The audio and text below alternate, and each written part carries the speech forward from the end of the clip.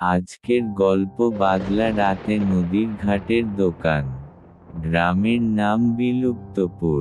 চারদিকে নদী, কাদা, আর মাঝে মাঝে ঘন অন্ধকার জঙ্গল।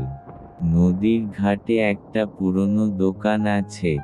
লোকেরা বলে ওই দোকানটা অদ্ভুত।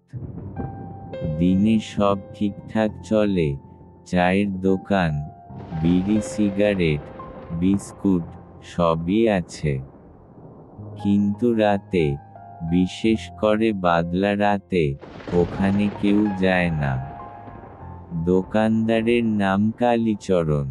বয়স 50-এর কাছাকাছি, মাথায় টাক, কিন্তু দোকান সামলাতে শক্তপোক্ত। তিনি বরাবরের মতো সেদিনও দোকান খুলেছিলেন, কারণ দিনভর বৃষ্টিতে খদ্দের আসেনি। রাত একটু গাঢ় হলে নদীর ওপারে কয়েকটা আলো দেখা গেল, আর হঠাৎ নৌকার বৈঠার শব্দ শোনা গেল। অদ্ভুত যাত্রীরা। নৌকা এসে ভিড়ল দোকানের সামনে। কালীচরণ ভেবেছিলেন, হয়তো জেলেরা বা কোনো যাত্রী। কিন্তু দেখা গেল 3 জন অচেনা মানুষ নেমেছে। সবার গায়ে ভিজে থাকা সাদা ধুতি আর কালো চাদর। অদ্ভুতভাবে মাথা নিচু করে হাঁটছে তারা। কালীচরণ ভয় পেয়ে গেলেন না, কারণ যাত্রী মানেই খদ্দের। তিনি বললেন, চা দেব? তাদের একজন মাথা তুলে হেসে বলল, 3 কাপ, গরম করে দিস। হাসিটা অদ্ভুত ছিল। ঠোঁট নড়ছিল, কিন্তু চোখ দুটো ফাঁপা লাগছিল যেন। চায়ের কাপের রহস্য। চা বানিয়ে কালীচরণ 3 জনের সামনে রাখলেন। কিন্তু তিনি থমকে গেলেন। কাপগুলো তাদের হাতে ধরা থাকলেও, হাতগুলো যেন কুয়াশার মতো স্বচ্ছ। আর চুমুক দেবার পর কাপগুলো টেবিলের ওপর এমনভাবে রাখা হলো, যেন অদৃশ্য হাত নামাচ্ছে। হঠাৎ কালীচরণ দেখতে পেলেন, চায়ের ভেতরে কোনো প্রতিচ্ছবি নেই। সাধারণত কাপের মধ্যে আলো পড়লে প্রতিচ্ছবি দেখা যায়, কিন্তু এরা ছায়াহীন।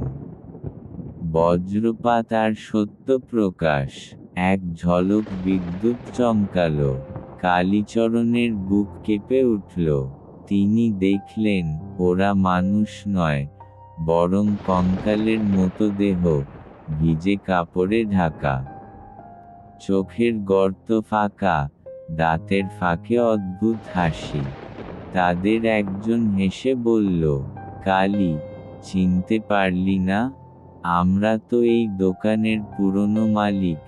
ঝড়ে ডুবে গিয়েছিলাম বছর 10 আগে। আজ আবার ফিরলাম। ঝড় আর আতঙ্ক। বজ্রপাতের সঙ্গে সঙ্গে প্রবল ঝড় উঠল। দোকানের টিনের ছাউনি উড়ে যেতে লাগল, বাতি নিভে গেল। কালীচরণ শুধু শুনতে পেলেন অদ্ভুত হাসি, আর 3টে ছায়াহীন দেহ নদীর ঘাটের দিকে এগোচ্ছে। সেদিন ভোরে গ্রামের লোকজন এসে দেখল, দোকানের সব জিনিসপত্র ছড়িয়ে আছে, নৌকাটা নদীর মাঝে ভেসে আছে। কালীচরণ দোকানের ভেতর পড়ে আছেন, অচেতন। তিনি শুধু বারবার বলতে লাগলেন, ওরা এসেছিল, বাদলা রাতে, নদীর ঘাটে।